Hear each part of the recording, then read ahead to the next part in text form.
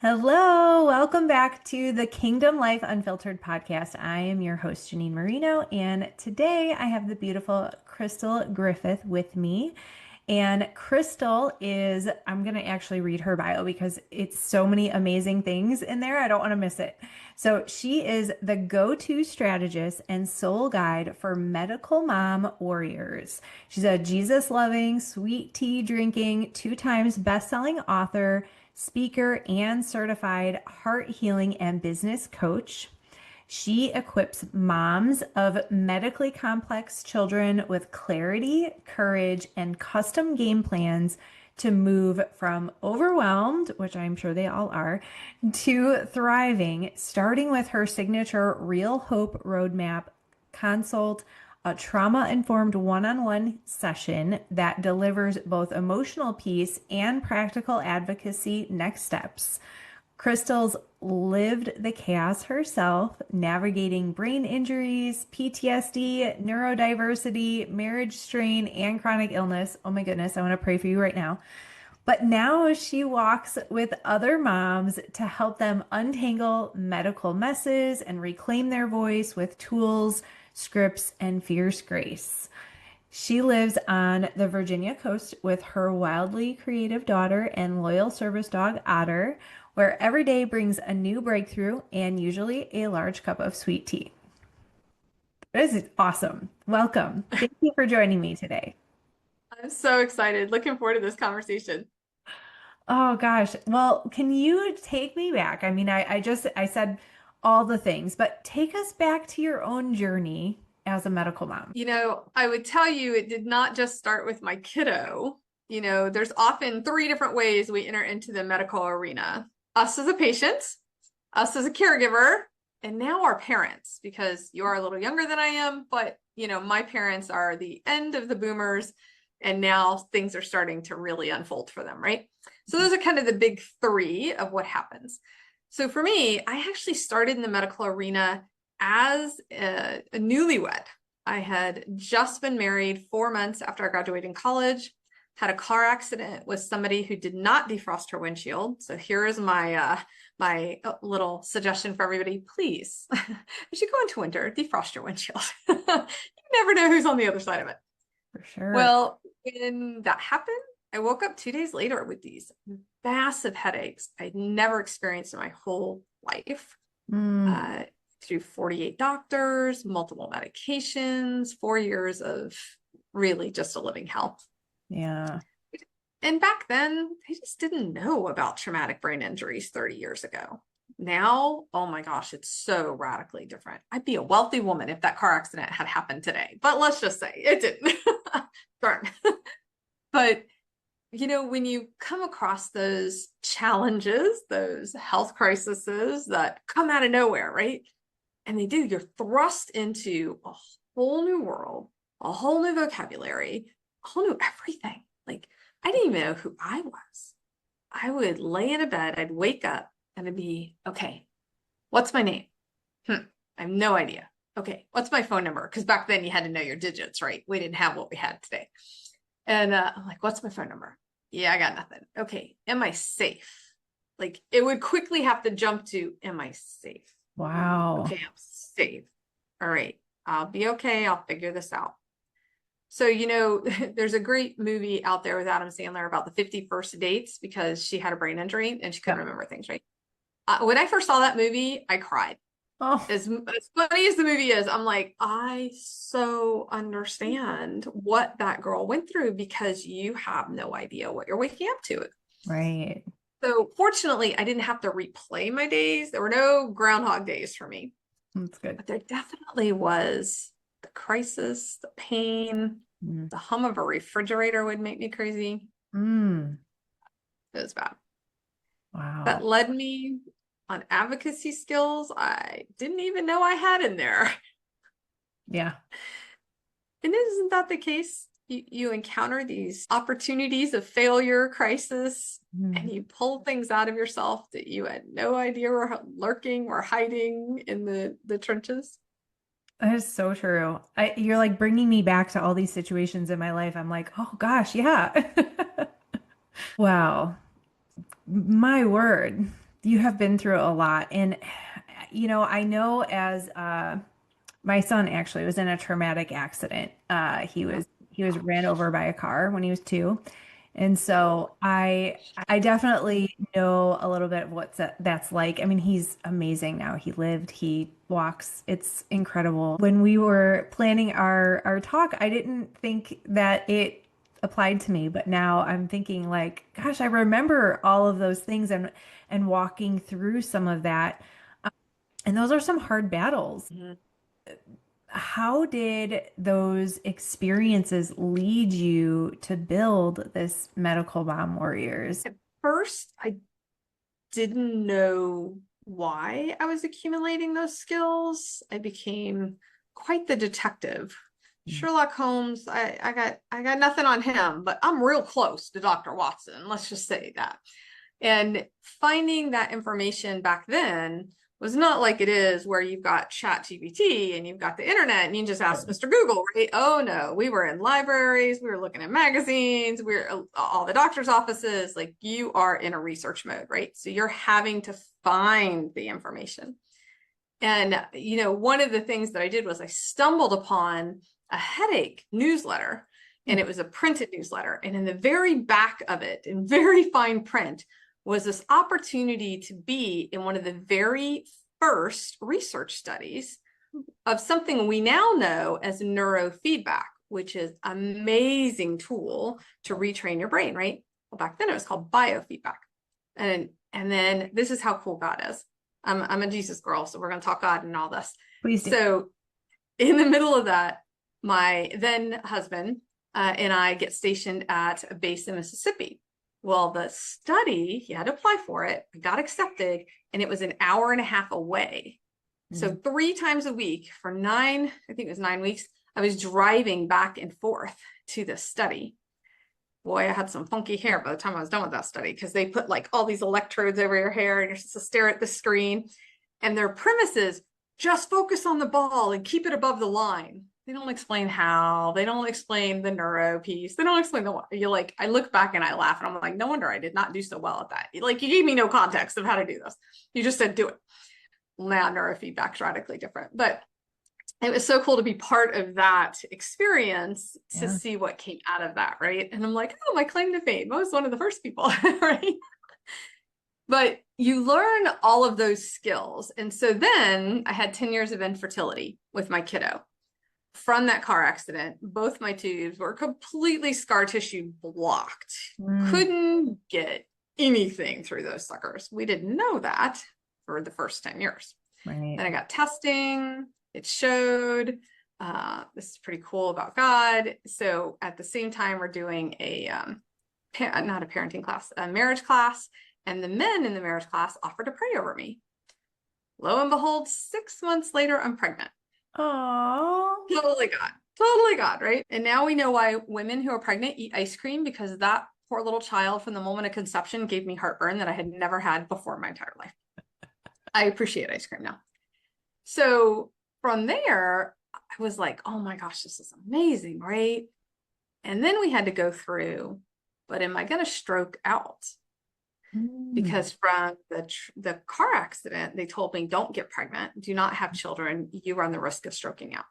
interesting. And I'm like, yeah, it's bigger. He had already healed me of the main migraines with another superimposed migraine on top of it, which is what I had in the car accident. So 4 years of those, he healed those. So I knew it was possible. And then he healed my womb, and then I had this kid, right? So 10 weeks out, they start, feeling around. Have you actually been pregnant? He was yours? I have 5 boys. Oh, girl. Bless you. Bless you. Bless you. Bless you. Bless you. And yeah, my one is like, I have 5 and we're done. So like, I get it. I think I was supposed to have 5. Like they've been prophetically told to me. I had the 5 names, all that. And I just go, thank you, Jesus, that got changed. So they start feeling for her foot, and they're like, oh, the foot's already up. She's twisted around. Yeah, well, what she was doing was the footling breech. It's called the splits. 1 up, 1 down. Oh. We didn't know that till week 39. Oh, gosh. Yeah, my dear child. She has her own agenda since the moment she came. And so I had an emergency C-section because she couldn't wait the 7 extra hours till the scheduled C-section. No, we had to have the water break in midnight. So everything you prepare goes out the window, right? Totally. Her medical journey, we'll call it, started early on. We were in Colorado. There's a very large percentage of kids that are born with jaundice there because of the altitude, and she had it. Oh, I didn't know that. We lived in Colorado for a little while, but not when my kids were babies. Yeah, it's interesting. So many things that you learn about Colorado once you get there. Yeah. Well, I'm glad you did not have them there, and they were issues. That's a good thing. It seemed fine. We got through the jaundice. Her hips weren't out of alignment to the point that she had to wear anything. We asked those questions kind of thing. She had a little issue needing a little extra support, but nothing big. Okay, we're moving forward. This is great. We got my kid. This is amazing, right? Marriage on the back end, not doing so well at that point. And then at 9 months, we gave her a little piece of egg. Yeah, that didn't go well. That was let's just say I didn't know my car could go like 120 Oh my God. because we thought we had to take her to the military hospital because we were right there. It was the closest one at the time. And she was anaphylactic, red, puffy, vomiting, you name it. Oh no. That was what I would say really started us on what seems like a never-ending journey of medical chaos. And she has 25 diagnoses now. Oh gosh. She's 20 years old, just turned 20 last month. And if you looked at her, you wouldn't have a clue. A clue. That's good. And, yes and no, because there's this in-between stage for chronically ill people. And probably many of your audience knows someone who's chronically ill. And they'll look at them and they'll be like, well, what's wrong with you? Like, you look fine. It's true. And how did you describe? The joints are on fire. I can barely lift my legs. I'm so exhausted because I couldn't sleep last night, right? And that's more than just like insomnia, like you're awake from the pain. And then there's gastroparesis, and every time you eat something, it just sits at the top of your stomach, and then it takes 4 hours to finally get. I mean, like, the list goes on and on. Yeah. So it's like the invisible diseases, absolutely autoimmune stuff. That's so hard. Yeah, absolutely. So it's been a challenge, but those opportunities of research, of advocacy, of making a stand for myself, of telling them after the 40th doctor patted my leg and said, oh, go home and sleep off your headache. You have to learn very quickly to advocate. So for a kiddo, it's definitely brought all of those skills to the forefront and been able to share them with so many other people. Right. We're in a double digits. How many people have been diagnosed with celiac because of my kiddo? How many people have been diagnosed even in adulthood with autism because of my kiddo? How many people with Ehlers-Danlos have been now pursuing that? We have this opportunity to leverage our pain, to leverage what you've gone through. And if you think of even your kiddo, what you guys walked through with him, how many things came out of that you never would have considered, you never would have thought of? And in sharing that story, somebody else goes, oh, I never thought of that. Right? Yeah. We actually have had people come to church because of his story, because it was such a miracle. And there were so many people praying for him online, and his story was shared all over. He has such a heart for the Lord, and he's going to be 7. The sweetest. I love it. Oh my gosh. I love it. I love it. I love it. It's social media is such a fantastic tool. Now, there are bad parts. Don't get me wrong. My kiddo got involved in some things in chat rooms and blah, it's out there. I know. But if you've been following Forrest Frank, who's a Christian singer, Yeah. And, the short version for your audience who don't know, he was skateboarding with this kid. He somehow came off the skateboard, landed at this random way, and he broke two vertebrae in his back. So he's in excruciating pain. And he writes a song while he's in bed that goes viral. It's crazy, about lemonade. It's just the funniest story overall. And then after 14 days, all these people have been praying for him. The whole thing is super viral. Yep. And what happens? He wakes up that 14th, 15th day and goes to do something and does all his normal stuff and picks up his son. Now, mind you, he has proof he has broken his back twice, right? In two different places. And then realizes, I didn't put my back brace on today. I know. I'm not in any pain. It's healed. Like, I love that about social media because we got to see that in real time. He shared in real time too. He did. That whole thing. Now, you might not know this, but he had been off social media for 4 months just prior to that. God had said, I want you off completely. In the 4 months that he was off, that one song of his went viral for a Christian dance. And everybody and their brother was doing it. Secular and nonsecular. And you're just like, God's so cool. He's so cool. Like, you don't have to show up and he's going to use you. I know. It's so true. That's awesome. I didn't know he was on social media for 4 months. It looks like he's always on there.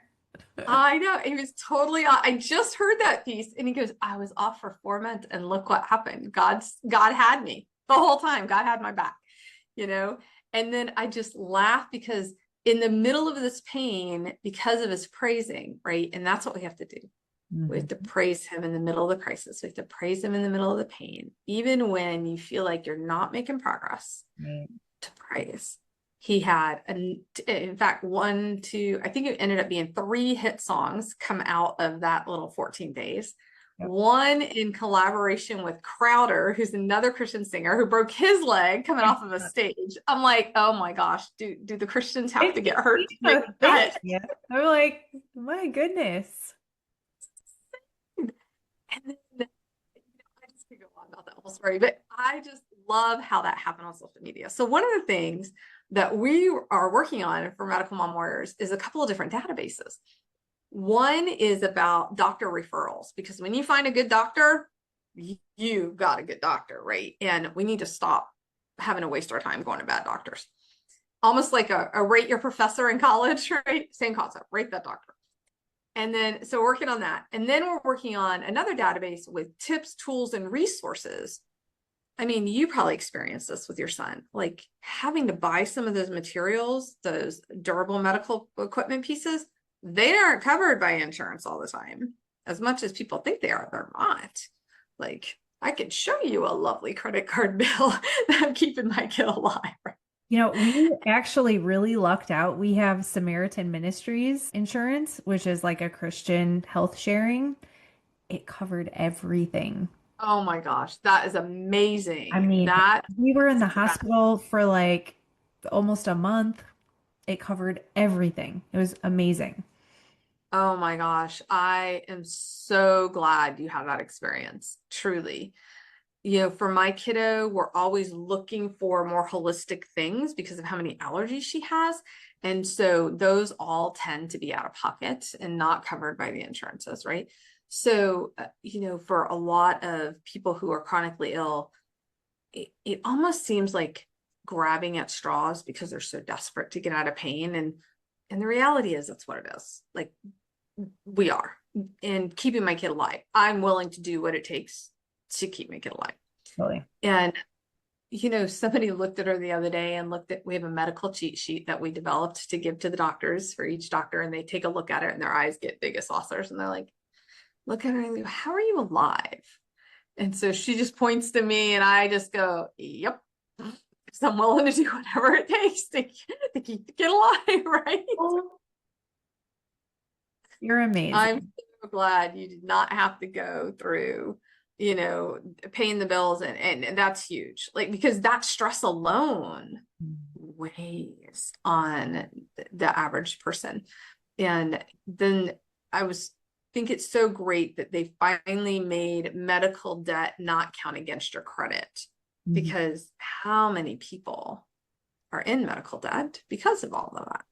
Totally. So just little moving parts and pieces of all of those things. Support your audience, support those who are medical mom warriors, even support, how they could get paid by taking care of their kids. Those are all huge pieces. Yeah, for sure. So what does it mean in practical terms? You call yourself the strategist and soul guide for medical mom warriors. Like, what does that look like? So when we sit down to have a one-on-one conversation, I want to hear from you. I want to hear not just about your medical journey or your child's medical journey, but I want to hear how you're doing emotionally, physically, mentally, because my heart is to help you get as much healing as possible. And if that's us praying for physical healing, absolutely, I'm standing in agreement with that. I've been there. I know it's possible. In the meantime, sometimes that is not instantaneous. It took me 10 years for infertility, 4 years with headaches. I just recently actually had kidney stones and I had them for like 7 days. That was like, what the heck is happening here, right? And they were there, they couldn't be operated on, and then they were gone. I'm like, hey God, I love you. Awesome. But when you have those moments, you really have to get a game plan. Mhm. You have to begin to understand the verbiage around whatever diagnosis that you're working on. So we're looking into that. You have to understand the tools, because a lot of people don't even realize they can fire their doctors. Yeah, They might know they can have a second opinion, totally. but they don't know, no, we will not be talking to you again. We're done, Or they can right? refuse tests or, yeah. That is exactly right. And so you have to find that voice within you. So part of the work that I'm doing with the medical moms is really teaching them that assertiveness is not the witchiness, right? Because we have this view of women that the minute we put strength behind our voice, oh, you're yelling at me, you're being mean, you're being moody, are you PMSing? Like, why do we do that, right? Which is all BS. It is about, I see a need, I am willing to speak up for that need, and that need needs to be met, and I'm not willing to back down until the need is met. Yeah. That's all it is. And you can do that with love, you know? Absolutely. And kindness and respect and firmness and assertiveness. And you have to learn the chain of command in a hospital, right? Or even in the doctor's office. A lot of people don't realize that. They think the next person to talk to is the nurse. Oh, there's like 12 more people after that. Yeah. You are not done. My dad got put into he went in through the ER with possible chest issues. And they put him, I'm not exaggerating, a converted supply closet that had been converted to a room, because they are out of rooms at this hospital. Right. No windows, no bathroom, no sink. To get up to go to the bathroom, he had to get up, go out of his room, walk down an entire hallway to go to the bathroom. And even that bathroom didn't have a shower. So after 72 hours of my dad not having a bathroom without a shower, he didn't even have a shower. We went up the supply chain. We went up and said, oh no, this is not acceptable. And who are we going to get this changed? And interestingly enough, about 4 hours after I started that chain, my dad got moved to a room that had a bathroom. Yeah, that's so good. It's about not necessarily the person who you know, but the organization of understanding. And so part of that game plan that we develop is, what do you need to be armed with in proactiveness and offense, so you have those skills available to you that you can just pull the tools out of your bag as you need them.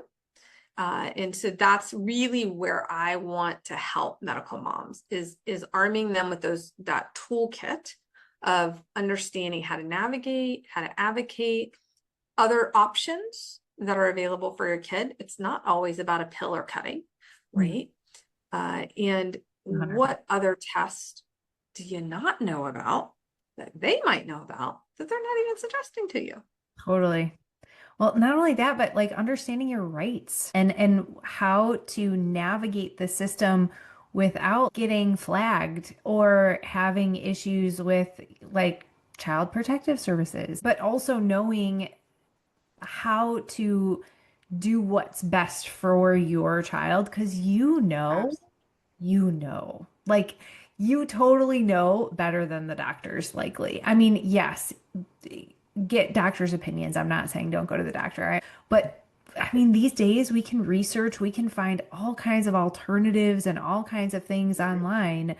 And I think that's so important. And there's a way to do it with grace and with navigating the system properly so that you aren't causing trouble, having so much drama, or getting yourself in trouble. So there's definitely a huge need for that. I think that's incredible that this is what you're doing. I love it. You know, we have such a good time in there. And then one other database that we are doing is actually social media driven.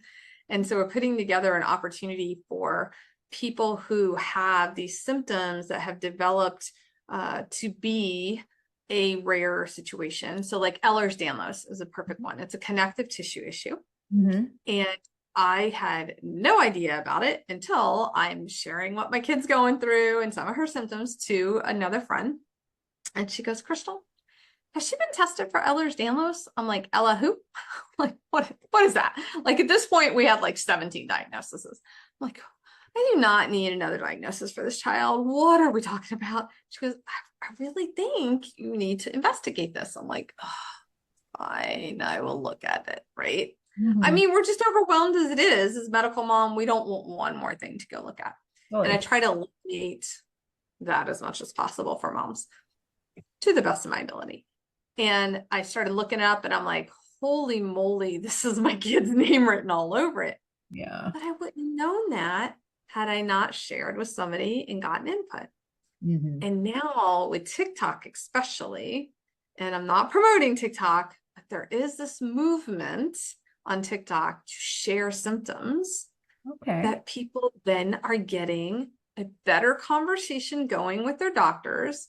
I am prefacing and disclaiming you are not to diagnose yourself with a TikTok video, folks. Okay. But take that information and leverage it.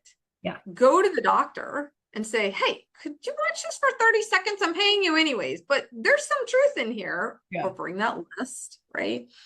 And say, I really would like to be checked for this to kind of feel what this looks like. Right. Love Dr. Erin Nance. She wrote the book Little Misdiagnosed because she did 30 days of 30 misdiagnoses for women. Mm. Ehlers-Danlos was one of them, among others. And I loved that series because women really began to go, oh, I have those symptoms, right? And then they went to their doctor and they finally got some help for something they have been suffering with for years, if not decades. For That's sure. huge. It That's is. huge. And if we could do that for our kids, Hmm. now, some of your audience may be, yeah, but do they really need another label? Like, let's not label our kids, right? I mean, sometimes, but sometimes it's really helpful to know what's going on. It opens up knowledge. It opens up portals to tools and resources and other supports that you might not have known existed. Right. So here's a perfect example. We've been going to the Children's Hospital in Colorado for, good golly, gazillions of years at that point. That's where we were too, at the Children's Oh, Hospital. Yeah, in Aurora. we probably passed in the hallway. It so that place has been there forever. Now the one in Colorado Springs where we actually were Okay. didn't get built probably 10 years ago, but we were always having to go up to Denver because if they didn't have the right doctors at the one in the Springs, you had to go up to Denver. So at the Denver one, she was just about to age out. So, you know, that's a whole nother conversation. We need transition care for our kids who are medically complex. Oh my gosh, let's just have that conversation. But they just had done a couple things. One, they instituted family navigators. Holy moly. Where have those been all my life, right? People who can coordinate multiple doctors for your children. That's great. Wow. Can you imagine? like a hub, and they all have to feed their information to the hub, and we can get one location and one central, Yeah. like this is massive. So they started Family Navigators. Then they developed this little hidden corner of the hospital that the parents can actually go and take a nap. Mm, Where's that been? Like, awesome. now, admittedly, you probably want to be with your kid. But if they're in a situation where they feel fine to do this MRI or something, and you can go get 20 minutes of just downtime, get a little snack, maybe check your email, just close your eyes for a minute, that could be massively huge just to rejuvenate your spirit, right? As a Mm. parent. So they instituted that. Then I found out, because we had to go up there for some multiple testing, and I'm like, oh, I need to get transportation covered, and I need to get a hotel room. I find out that there's all kinds of medical discounts at the hotels right across the street. Oh, that's good. Well, where's that then? How many times have I spent a night up here? And, so it's those little tidbits that I love to share with my medical mamas, because they don't know what they don't know. Right. I And remember when we were there, there was a life specialist that came mhm, in and like brought toys and a yep, special blanket that we still have and yep, little things and I think a lot of those are actually donated. And so I felt like one day I want to go on a shopping spree at the toy store and have Knox like, go bring them there because I there were so many special moments with those little things and so it's important to that's available for one because you may need that yeah, and just knowing the little tidbits of like things that make those kind of stays nicer and just more positive memories instead of negative memories and so absolutely. good. Well, what are some of Absolutely. the biggest mistakes or struggles that you see medical moms face and how can they avoid them? I think the biggest one is not using their voice, thinking that they have to go along with whatever's being presented for really two reasons. One, I'm not the doctor, I'm just the mom. And back to what you said, but nobody knows your kid better than you. Nobody. True. I don't care how much schooling they've had. They do not know your kid as much as you do. Hmm. They're seeing your kid for 30 seconds, 5 minutes, 10 minutes, maybe an hour, and making some massive decisions around that. But you are living with your kid 24/7. So that's one reason that they tend to just kind of come, I don't know enough. You do. I want to empower you. You do. And then the second reason that they tend to be quiet is they don't know that they can speak up.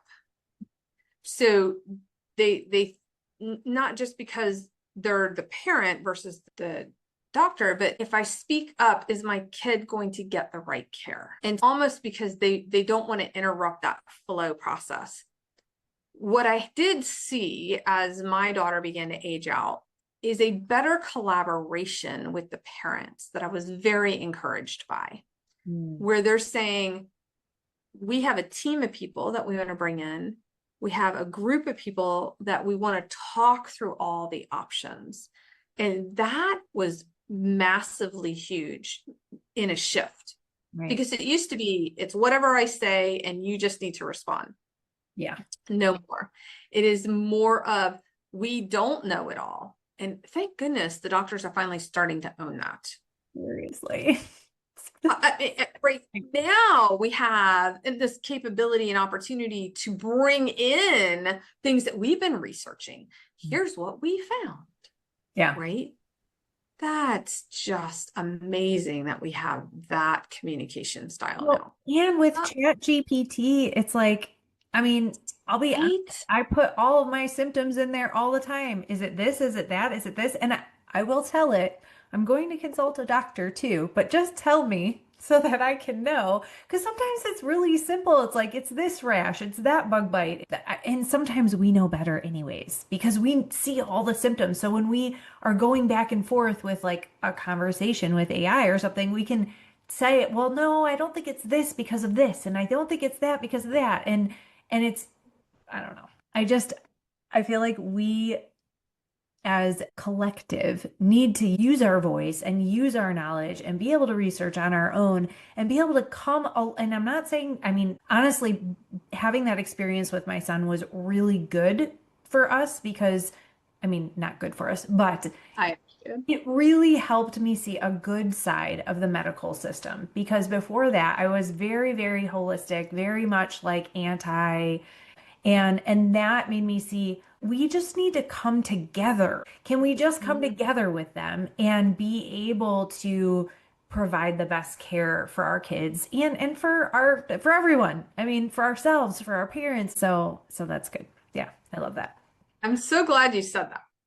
So with my kids' 25 diagnoses, we're seeing a new rheumatologist. And, again, moving from pediatric to adult, and we moved across the country. So we kind of had two different things that we had to do at the same time. And they don't know anything about her here. Thank goodness the electronic record system actually works between the Colorado one and here. That has saved us a little bit. But I took all her diagnoses and I started my own thread for my daughter. And I do pay for my chat I do to too. get a little bit more privacy. I just want to clarify that for your audience. I would pay for the version. I would not do the free one. You're being data scraped if you're in the free one. The private affords this much more privacy, but I it's didn't know still not. that. I do pay for it, but good to know. Yeah, it's still not private, just as long as everybody understands that. So don't put like names, socials, tax information. Do not do any of that to ChatGPT, guys. But I uploaded her 25 diagnoses, and then I developed a prompt. And I'm getting very quick with AI now about I wanted that to be evaluated for all of the symptoms that I put in, all the diagnoses, when it was, what I thought could affect and influence the other ones, but what would be a list of 10 questions that we would need to ask the rheumatologist? Mm. And so it does this thinking, and then it spits them out. I was like, this is brilliant. Like, now, some of them we did know based on other conversations that we had had, but I would say 7 of them, I was like, oh, I hadn't thought to ask that question. That's a really good question, right? So I think if we leverage our tools, and that's how the part that I come to, you have a lot of tools available to you. They don't all problem solve everything 100% of the time, but what if they could at least help one thing really well, Mhm. right? So like heart healing is a big one. And so the amount of trauma that you as a mama experienced in that moment with your son, and I guarantee you there was some gaslighting in there, and I guarantee you there's some other things going on in there. And then that strain on your marriage in the middle of all of that, if there were other siblings that have been born at that point, what their sibling, look like with all of that, because you were having to focus on this one over here, and they're still going, what's going on? And mom does, There's a lot. the lies that we subconsciously make up become cataloged within us, right? And they affect our emotions, they affect our organs. There is a direct correlation to our emotions and our organs. Yep. Absolutely direct correlation. Yeah. And now science can prove all that. So as a heart healing provider, I also am working on our medical mom warriors to say, okay, we need to heal some places in you Yep. that you might not have realized, but holding those moments. And even though you think you're past them, even though it's been 6-7 years, right? They are still influencing lies, vows, strategies, agreements. So let's heart heal those out. So then you can have a completely different opportunity to move forward in your life and look differently, love differently, converse differently. And then you're also seeing a different side to what your child's gone through, to the medical pieces, and you just have a lot more clarity because you're not holding those things subconsciously that you don't even realize. Well, not only that, but they're like layers because after that happened, I actually lost my gallbladder, and I think it was tied to that, to be honest, after I learned more about the gallbladder. After that, I did go through some inner healing, so I did work through a lot of that. But then just recently, he had a little accident. It wasn't a big deal. He needed 5 stitches, but it was traumatic for all of us. Like even my, because he's the baby in the family, like even his brothers, like everyone was like traumatized because of how much blood there was. And he was traumatized because he was like, am I gonna die? Please pray for me. And I mean, it wasn't that bad. I mean, it was just like right here, this can't get that deep, but it was so traumatic. And so, oh my word, Yeah. that's so important to work through that because it's like PTSD. It It is. back It up. absolutely is. It absolutely is. That's actually, excuse me, that's one of the things that I'm doing right now. I'm working with 100 women for 100 days to heal the past with hope that lasts. And we're working, one of our very first sessions this coming Monday is PTSD trauma healing That's so, because of how much we have experienced medically yeah. going through that. And you're on that hyper alert Hmm. fight, flight, freeze. And for your son, especially the last time something traumatic happened, he almost died. Even though he was 2, he might not have clearly registered it on an adult level, but his little body did. Yeah. His body knew And he knows everything the was going. And then story. it's hearing you guys talk, it's hearing his siblings talk, it's hearing the medical staff talk. It all comes in. Mm, And in our bodies catalog all of that. yeah. You know, I I know people who are in comas don't claim that they remember.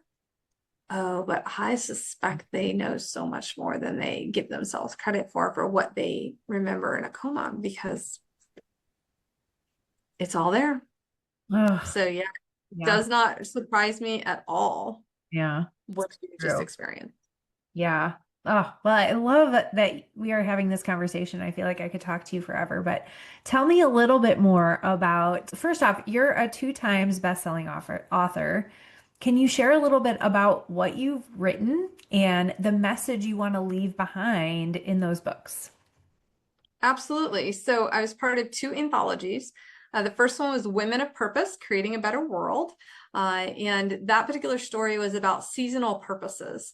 You know, we oftentimes are taught, especially even in the Christian realm, you're born with a purpose. You're here for a purpose, right? And so we think if we don't know that purpose, we've missed it, which is not true. But we miss the fact, I think, based on what I've lived, what I experienced, what I've seen, we have seasonal purposes. Yeah. So my purpose in what I have lived for my entire life has not just been about advocacy, but it's been seasonal to who I'm teaching advocacy to, how I'm teaching that advocacy, and now this heart healing component that God just wants everybody healed. He just wants you to be able to walk in freedom, right?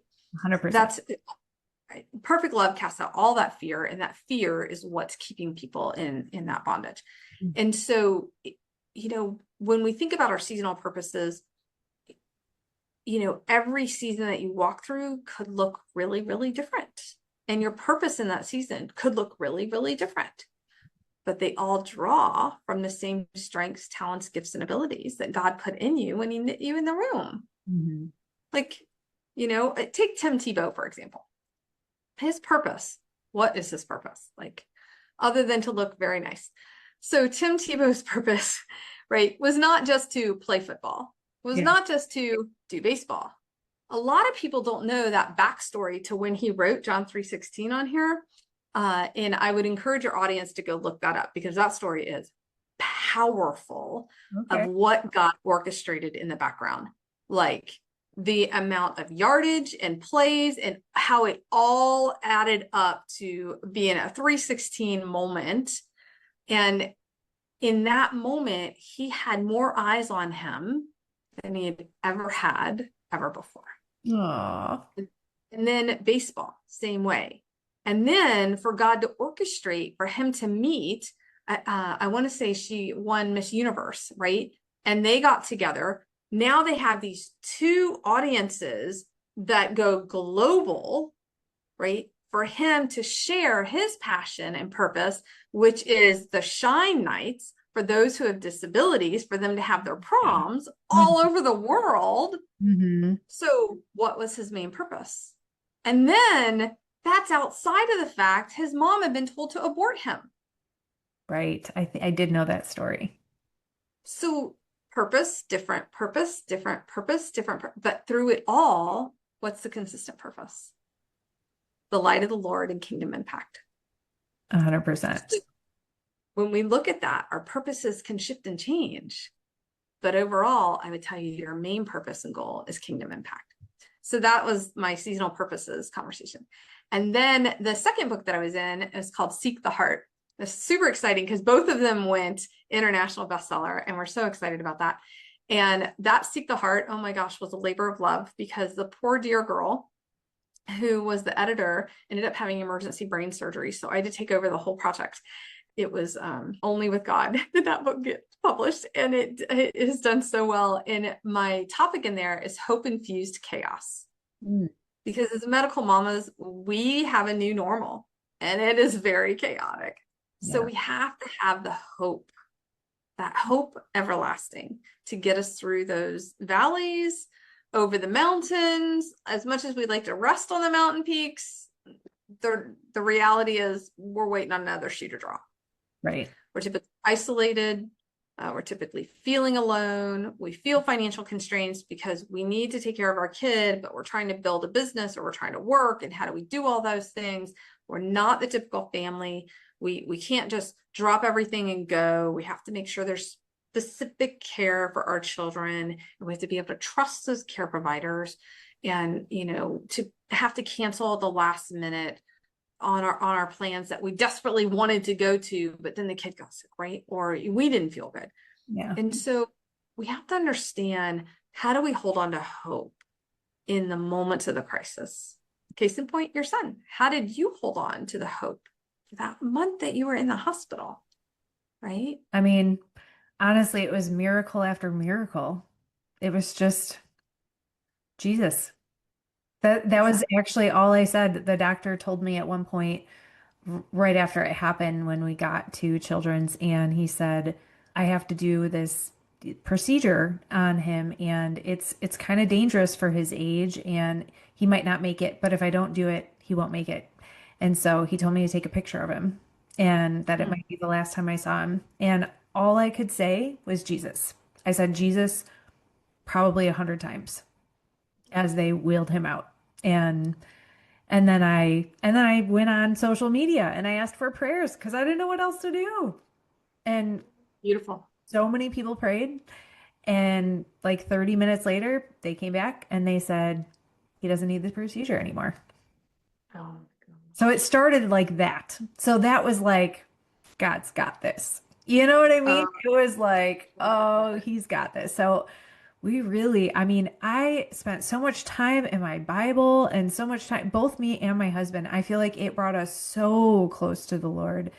And it's given us a different purpose in life at this point, because we've seen that and we've shared his story and he shared his story. And I don't know, it's been crazy. But I feel like it's different because that was this like one really traumatic thing. And he does have a little residual, issues with his legs or things that, but it's not the same as having 25 diagnoses because that's a different kind of chronic. And my mom has chronic illnesses and stuff. And so I grew up around that. So I know what it's like, but not with my kid, gratefully. I'm grateful that, he doesn't have all of that. And so, goodness, you are superwoman, super mom. And honestly, I know that I just love that you've turned that all into a ministry and you've turned it into this space where you're helping people get through it with hope and really being able to bless them and help make it easier because you've been there and you've been there for longer and I feel like that's so key. So I just thank you. Thank you for what you do. I just want you to know that it means a lot and it's really important. So moms that are hearing this and they think, I need help and I don't know where to start, what's the first step that they can take with you? Absolutely. I'd love to connect with them. I have a link tree that they can find a ton of amazing free resources on. Leaning to the side there. There's the link tree under K Crystal Griffith. You'll see other interviews that I've done, as well as guides that are available that are for free on there, because getting the advocacy piece started is really important. Yeah. And then let's set up a time to do a check-in. And I'm happy to do that. I'll give them, for your audience, I'll do a free 15-minute check-in, and they can book that right on that site, because you don't know what you don't know. And oftentimes my friends, they laugh at me all the time, because anytime I'm like, hey, yeah, I'm meeting with a new client, they're like, well, did you warn them yet? And I'm like, warn them about what? They need to bring their notebook and a pen. They're going to walk away with like 12 pages of notes and ideas and tips, and you give and give. And I'm like, oh, so I should stop giving and giving? And they're like, no, they just need to be prepared to come. They're going to get tools that they can use. And so that's my heart's desire, is I want to be able to serve your audience in a way that they're going to learn. And remember, guys, you know, one thing that you just said is, my son's thing was not like your daughter's thing. I just want to put that to bed right now. Your pain was your pain, and it was real, and it was livid, and it was vivid, and you know, it took over your life, Yeah. right? And that was your normal in that moment. And so for your audience, please do not compare yourself to anybody else's normal, because you are living your normal right now. And sometimes you are doing the best that you can. And there are other days that you're like, I just need to go back to bed. And I get it. I do. And my normal looks radically different, because I've been living it a long time, right? And I don't want anyone to be used to my normal. Right. No, I would not want that for anybody. So definitely go to the link tree, K Crystal Griffith, and you know, get what you need there and set up an appointment with me, because I'd be happy to have tea time. In fact, we can just have our tea together. Oh, I love that. Well, thank you so much. I will link all of that below in the show notes. And gosh, thank you for coming on here and talking with me. It's been such a blessing to just hear your heart. And gosh, I feel like you are just making so many ripples in the kingdom. So thank you for all of that. Is there anything you'd like to leave the audience with, or anything else you want to tell them before we wrap up? I think the biggest, most important thing is to have the hope that it's not going to be like this forever. The hope that he is going to carry you through. You are not alone. He is right there with you. He's in an ambulance with you. He's in a car with you. He's in an operating room with you. He's in a patient room with you. He's in your daily life with you. He's in the car with you. You are not doing this alone. You are not. And, you know, healing, just as we said, comes in layers. And he wants you to be as healed as possible. So the best thing you can do is, step one, is be self-aware. Mhm. What do you need healing around? You know, reach out to me, reach out to you, and because we're here to help you guys. We want to serve you. We want to teach you what that hope looks like when you feel like all you can see is the darkness. And hey, if you guys want to come and join me for the 100 Women in 100 Days, Healing the Past with Hope That Lasts, join us. You know, it's set up as a rolling entry because everybody needs a little healing, and I'd be happy to have you in there. Awesome. Well, thank you so much. It was such a pleasure to chat with you, and just, I love talking about this stuff. I could talk about this stuff all day. So I appreciate it, and I will make sure the show notes and everything below so everyone can find you. So thank you all for joining us today, and we'll see you next time. Thanks so much.